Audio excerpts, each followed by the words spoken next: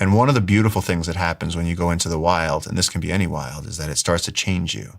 And so you go into the wild and you start picking up logs and throwing them. You start splitting firewood. And the first day you're going to have calluses on your hands. But then after a few weeks, you're going to have tough hands. You start walking barefoot, same thing. The sun starts to make your skin thicker and tanner and more resilient. And then the rain will hammer that home, and your eyes start to get sharper, and you start to pay more attention to what you're hearing. And so you start going through this whole transformation where you start to almost become a different animal. You become the jungle version of yourself. You become the mountain version of yourself. Your legs start to get strong again. And so the wild puts you through this gauntlet of transformation, and you become connected to your environment. And then that feeling of disassociation tends to alleviate a little bit.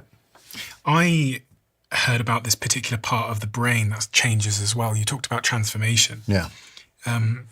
They discovered something not so many years ago called the anterior mid-cingulate cortex. Mm-hmm. Andrew Huberman, I heard him say that he thinks it was one of the most important discoveries in neuroscience of the last century. The anterior mid-cingulate cortex is a part of the brain sitting between your emotional brain and your executive control center that essentially grows when you do hard things.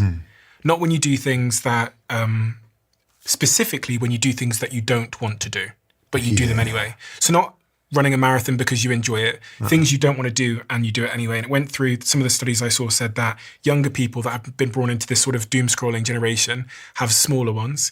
If you are obese, it's smaller. Athletes have bigger ones, and people who live longer have even bigger ones. And they kind of call it like the muscle of the brain of doing hard things. And so when you were talking about that physical transformation, I weirdly thought about, I think it's Roosevelt